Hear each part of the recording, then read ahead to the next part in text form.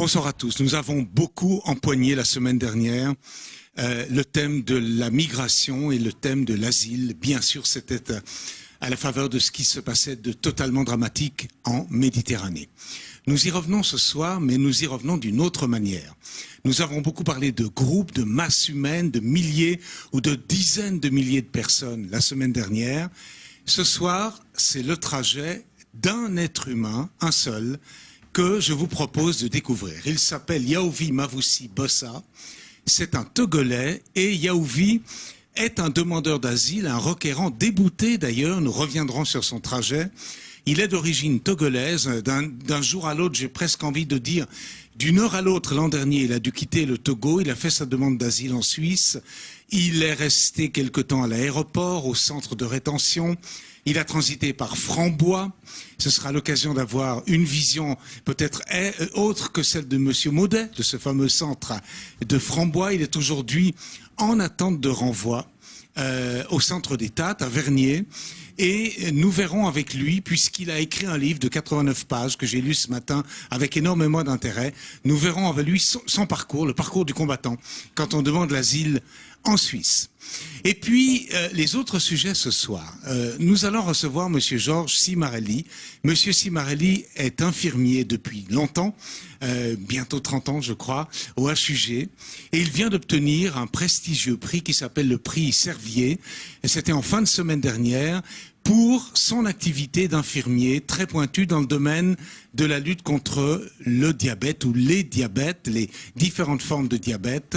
Alors nous verrons avec lui ce qu'est le diabète, bien sûr, comment on a le contact avec les patients et comment Monsieur Simarelli enseigne son métier à d'autres, peut-être des plus jeunes. Ce sont ses qualités techniques, mais aussi pédagogiques, didactiques, qui ont été récompensées par ce prix.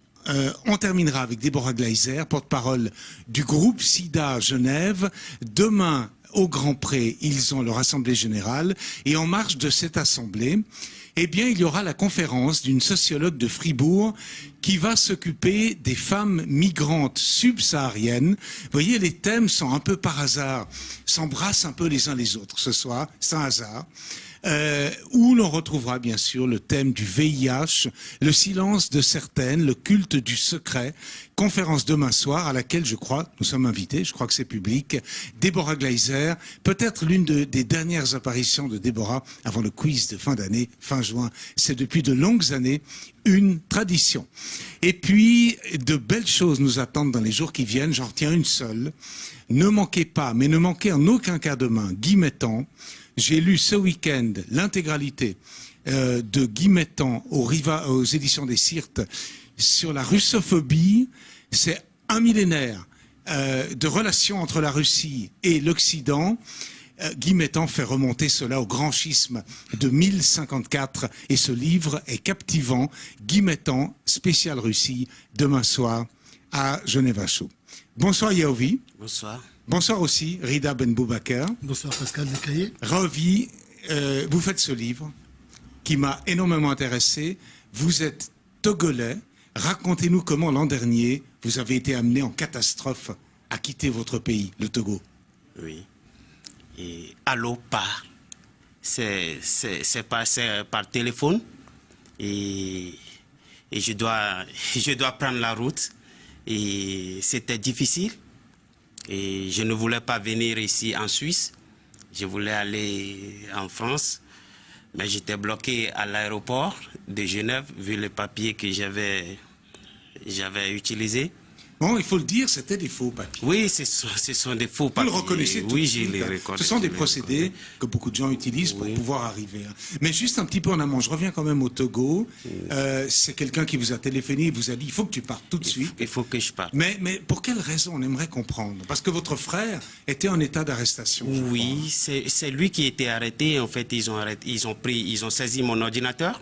Et il y avait des fichiers dedans, il y a plein de choses dedans et qui dénoncent les autorités. Et bon, chez nous, ils n'aiment pas voir ça. Vous étiez, est-ce qu'on peut dire, un opposant politique? Je suis opposant, je suis membre de l'ANC.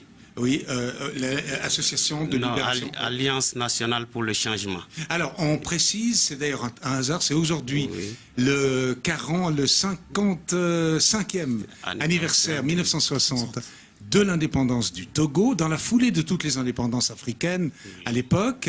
Et nous sommes en pleine présidentielle, on attend d'une minute à l'autre les résultats. Les opposants, parlez-nous de l'opposition politique chez vous. L'opposition politique chez nous, il y a en fait qu'une opposition. Et avant 2005, il y avait l'UFC, je dois dire 2010, et après l'UFC a disparu. Il y a l'ANC maintenant, parce que Gilles Christ Olympio, le leader, s'est rallié à Fornia Singbe. Et maintenant, on fait la route seule avec l'ANC. Et c'est l'opposition majoritaire et du Togo, je dois dire la seule d'ailleurs, parce que les autres, ce sont des boucliers pour le gouvernement. Le gouvernement. Des alibis au fond. Des alibis, oui. Des alibis. Alors je reviens à votre destin. Vous parvenez en avion jusqu'à la Suisse. Et puis comment ça se passe quand vous arrivez à Cointrin, Yaovi? Comment ça se passe concrètement? Arriver à Cointrin, c'était bon. Ça, des fois quand je dis ça me fait rire. Et arrivé à Cointrin, c'est les gardes frontières qui sont venus m'accueillir à la descente de l'avion. Et je pense on avait fait escale en Turquie.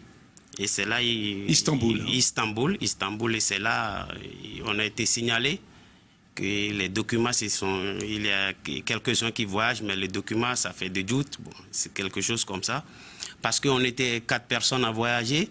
Et quand les gardes frontières étaient là, ils ont dit, ils ont vu 3 personnes et ils ont dit, où est le 4e? Où est le 4e? Là, on savait qu'il y a quelque chose qui... Une fuite. Oui, il y a eu une fuite. Et bon, ils nous ont pris comme ça. Et le reste, on ne sait plus ce qu'on se dit. On se défendait, on voulait faire tout, mentir, on disait tout. Alors, moi, j'aimerais juste dire, parce qu'on va revenir à la suite, dans ce petit bouquin à compte d'auteur, il n'y a même pas de maison d'édition, c'est juste broché comme ça, hein. Vous, d'ailleurs, ça m'a fait penser à un travail de maturité. C'est un peu le format des étudiants de 18-19 ans chez nous qui font leur diplôme. Vous avez beaucoup d'humour parce que vous racontez, ces policiers qui vous attendent, oui. Vous racontez que c'est un comité d'accueil pour vous. Oui. Et ils vous incarcèrent, au fond, à Cointrin, quelques jours. Oui, j'ai fait 60 jours. Bon, le temps donné, le temps assigné à l'aéroport. Et comme à toutes personnes qui demandent l'asile à l'aéroport, c'est 60 jours le maximum. Ça se passe comment là-bas? On est gardé à l'aéroport, vous passez la première, la deuxième audition et des jours d'attente des résultats. On vit tout un tourbillon. Est-ce que c'est positif, c'est négatif? Mais souvent c'est tous, pas souvent, mais tous c'est négatif. Comment se passent ces fameuses auditions, Yaovi? Par rapport, ce sont des fonctionnaires fédéraux, je crois, ou cantonaux, que vous avez face à vous, qui évidemment doivent établir une vérité. Hein. Oui. Dans quel état d'esprit on est à ce moment-là? L'état d'esprit, ce sont des choses qu'on ne sait pas dès le début et après on se rend compte. Et ce sont des pièges aux auditions parce que quand le fonctionnaire d'État est face de toi, il compatit, il sourit, il te fait venir et il te pose des questions, il te piège. Et toi, tu crois qu'il compatit, mais lui, il est à la recherche des contradictions pour que demain, il puisse te débouter facilement. Mm. Et nous, arrivés, naïfs, on ne sait rien, on tombe dans les pièges. Et c'est comme ça se passe au fait. Et puis, après... Vous transitez par un centre dont on a beaucoup parlé à Genève, qui est un centre de rétention ou de détention qui s'appelle Frambois. Alors, racontez-nous en quelques mots Frambois, Yaovi. Frambois, deux aspects. D'abord, quelque part, j'ai dit Frambois, c'est une colonie de vacances et pour rire. Page 47. Oui, page 47. Page 47. Mais Frambois, c'était une institution, c'était une grande prison. C'était une prison et c'est un endroit pour aller expérimenter la haine.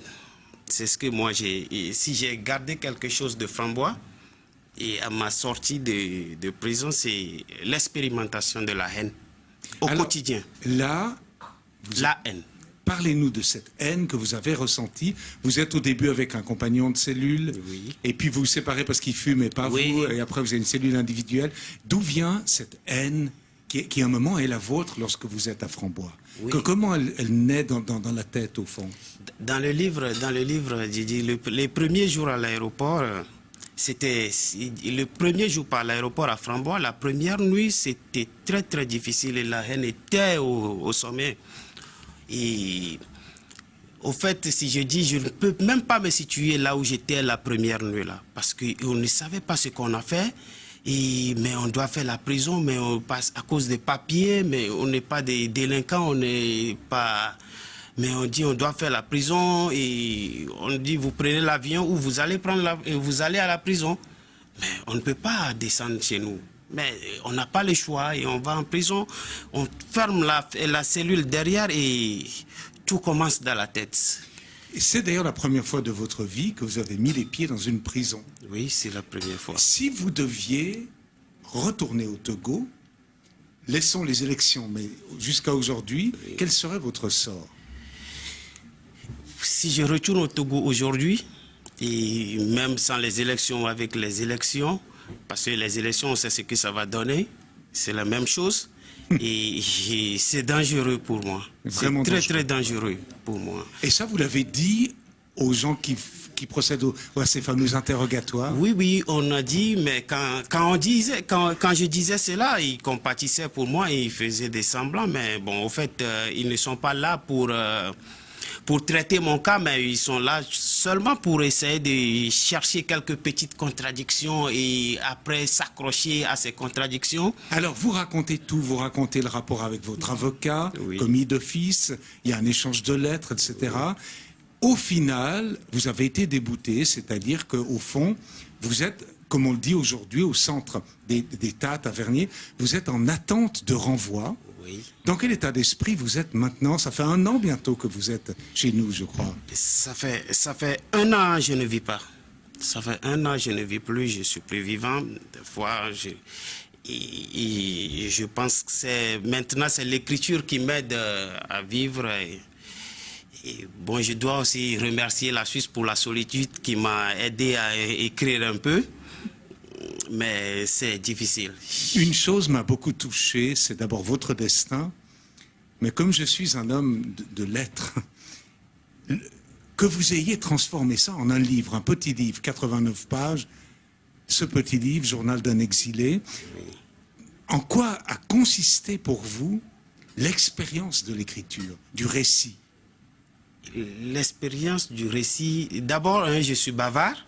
Et pour les récits, pour parler, ça me fait... Et je pense que c'est ma thérapie aussi de bavarder, parce que ça ne va pas très bien dans la tête à certains moments, la prison et tout ça, et on est libéré, je suis libéré et je suis face à une grande prison, et Genève était... Frambois, il y avait les murs, mais Genève, il n'y avait pas de murs, mais la prison Genève libre était plus que... l'arrière-prison. Alors, si vous êtes d'accord, bonsoir Rida, vous travaillez à ce fameux centre d'État, vous êtes employé de l'hospice général, vous vous occupez d'ailleurs de votre voisin, la personne qui est en face de vous, Yaoui. Comment ressentez-vous son expérience? Permettez-moi tout d'abord, Pascal, de dire que ce soir, je parle à titre privé, donc oui. Je ne représente aucunement l'institution que j'aime et que j'adore. Et de deux, merci Pascal d'avoir invité ce soir un requérant. Pour une fois, les téléspectateurs peut-être vont mettre une image sur ce mot requérant, ce profiteur. Un visage. Un visage, je dis photo, un visage, merci de la correction. Oui, Olivier, c'est un type qui me donne chaque matin une leçon. Quand j'arrive, d'abord ma crainte, c'est que j'arrive un matin, je ne le trouve pas. C'est-à-dire, je me suis attaché à Olivier, comme à beaucoup d'autres. Donc votre crainte, c'est qu'on soit passé le prendre? Oui. Pour le départ? Oui. Les fameux charters, les vols retour? Je commence à 7h30 mon travail, et il y a des fois, j'arrive, puis on me dit, X, c'est parti, on l'a emmené. Hein, c'est le destin, ça, j'y peux rien. Et là, on voit que Olivier, d'après le récit qu'il raconte, le petit bouquin, ce n'est pas le profiteur. C'est-à-dire, le type, il n'a pas quitté son pays pour venir. D'ailleurs, il a dit lui-même, il voulait pas venir en Suisse, il voulait la France, la francophonie. Et il s'est trouvé ici. C'est un chic type. Et là, ça remet en cause. J'ai beaucoup aimé aujourd'hui le cahier de la tribune de l'envoyé spécial de l'ONU qui disait que l'Europe doit se réveiller. L'immigration, on ne peut plus l'arrêter maintenant. Il faut faire avec ou la refuser, mais hélas, on ne peut plus la refuser. Donc, il faut composer avec, il faut qu'on trouve des solutions. Vous avez peur qu'un beau jour, on prenne Yaovi Olivier, c'est votre nom, hein, oui. Et puis qu'au fond, départ, quoi. J'ai adoré cette tâche, le métier que je fais. Il a un petit revers, c'est qu'on s'y attache. On m'a dit, quand j'ai commencé à l'hospice, si tu veux passer une bonne carrière, ne t'attache pas, prends du recul. On ne peut pas prendre du recul. Alors, Olivier, une toute dernière question qui me semble très importante, parce que j'ai annoncé sur un réseau social votre arrivée, et une amie m'a dit, comment peut-on obtenir ce livre? Et vous avez, je crois, une adresse, un mail. Est-ce qu'on peut, de façon très claire, dire votre adresse Internet? Oui, c'est olivaboss@gmail.com. Alors, Olivaboss en un mot. Oui, Olivaboss @gmail.com. Voilà. Et bientôt, il sera disponible à l'Agora protestante. Et d'ailleurs, il y a beaucoup de gens qui vous ont aidé ici. Oui, Restez avec nous. Bonsoir, Monsieur Simarelli. Bonsoir. Vous êtes infirmier, spécialiste dans le traitement du diabète. Vous avez obtenu le prix Servier pour plusieurs décennies d'engagement dans cette fonction. Comment est-ce que vous en êtes arrivé à vous spécialiser dans la diabétologie? Avant de travailler en diabétologie, j'ai travaillé dans un service de rééducation pour paraplégiques. Et puis, à un certain moment, je me suis rendu compte que j'étais plus fait pour le côté relationnel que pour le côté rééducation. Et j'ai cherché un service où on faisait de l'enseignement aux patients pour leur apprendre à se soigner eux-mêmes et à retrouver le plus vite possible la vie la plus normale avec une maladie qu'on sait soigner mais qu'on ne sait pas guérir. Alors, les personnes qui souffrent du diabète, vous nous rappellerez peut-être les différents types tout à l'heure, doivent se prendre en charge elles-mêmes, notamment par des piqûres, je crois, les fameuses piqûres d'insuline. Et vous leur apprenez le geste, vous leur donnez des conseils très précis au fond. Oui, alors les différents types de diabète, eh bien, c'est le diabète insulinodépendant, comme son nom le dit.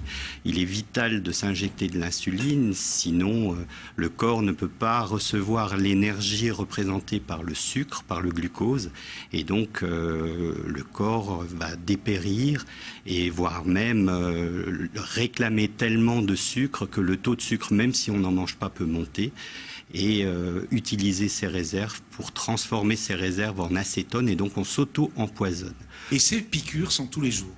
Ces piqûres sont tous les jours et même plusieurs fois par jour avec plusieurs moyens d'injection qui sont des stylos à insuline ou dans des pays où les stylos, maintenant c'est un peu partout, des seringues ou bien des pompes à insuline qui sont un moyen technique plus pointu et qui permet une adaptation plus physiologique du traitement. Alors Georges Simarelli, ce prix Servier que vous venez de recevoir, vous êtes allé le recevoir il y a quelques jours, en fin de semaine dernière, le jour où j'ai pris contact avec vous d'ailleurs, récompense votre activité dans ce domaine et dit, on vous récompense pour votre connaissance du sujet, mais aussi pour vos talents de transmetteur, d'enseignant au fond, c'est important.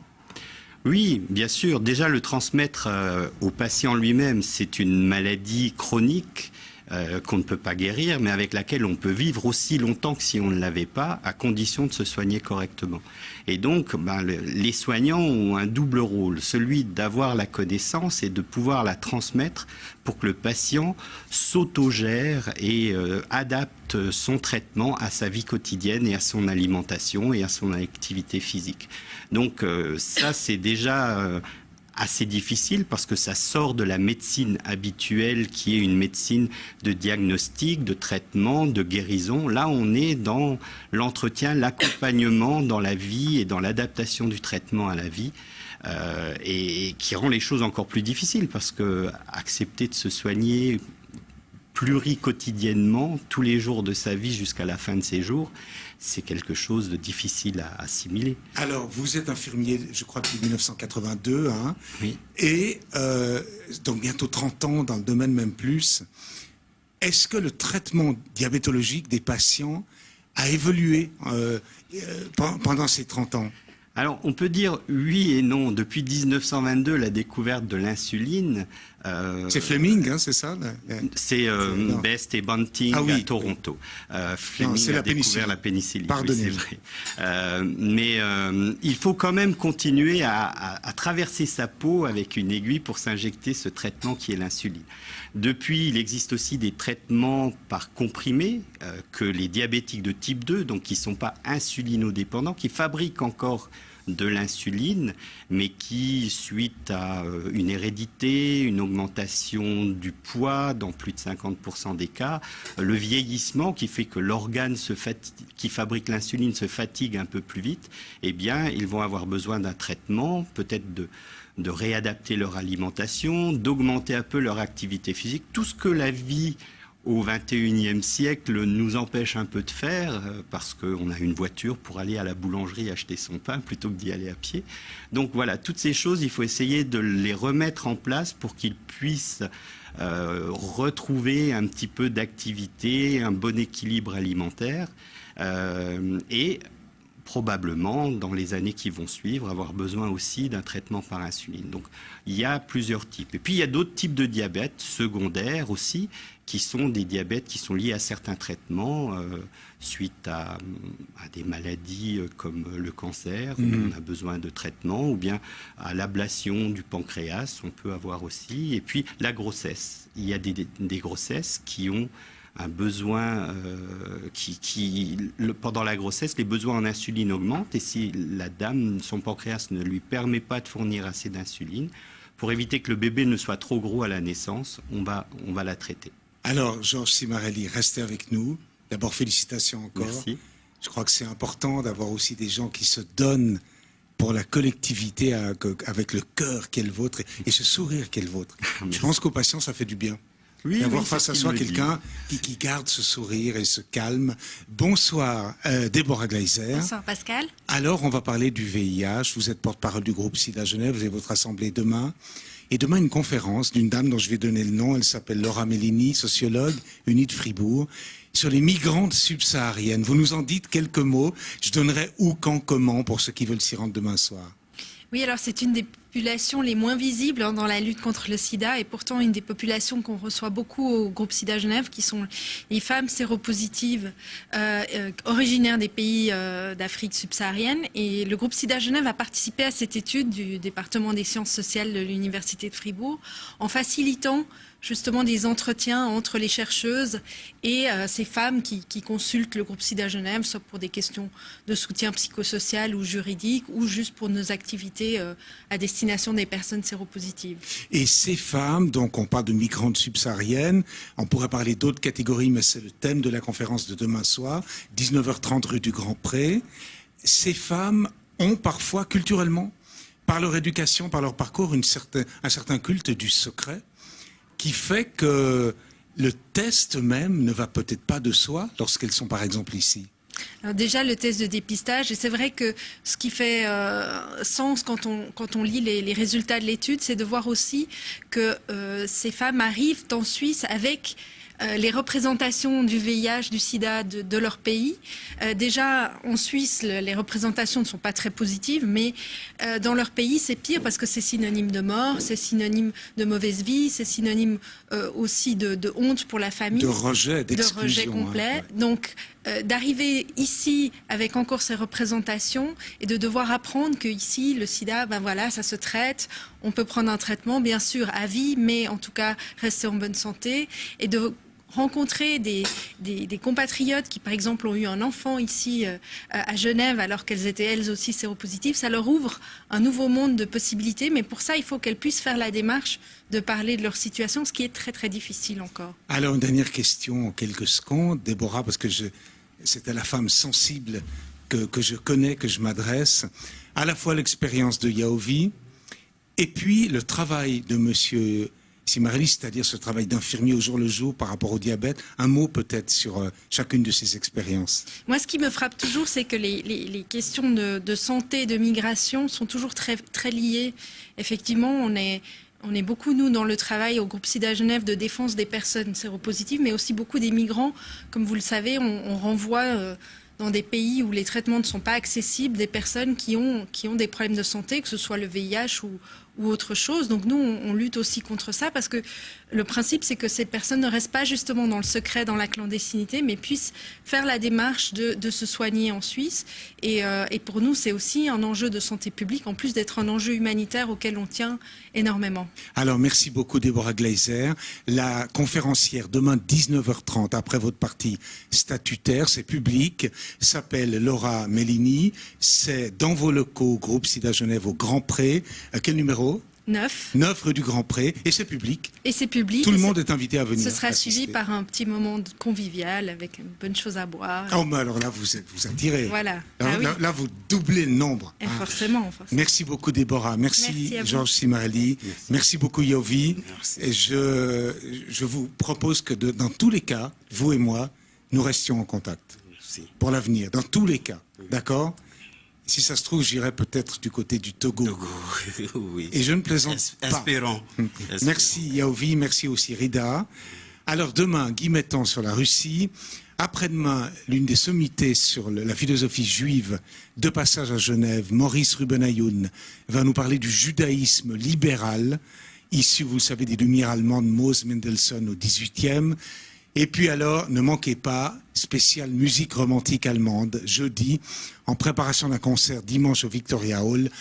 On va parler du romantisme dans la musique allemande, c'est-à-dire la musique du début, comme vous le savez, du 19e siècle en Allemagne. Merci à tous, merci, c'est un bonheur de vous avoir tous. Excellente soirée, à demain. Au revoir.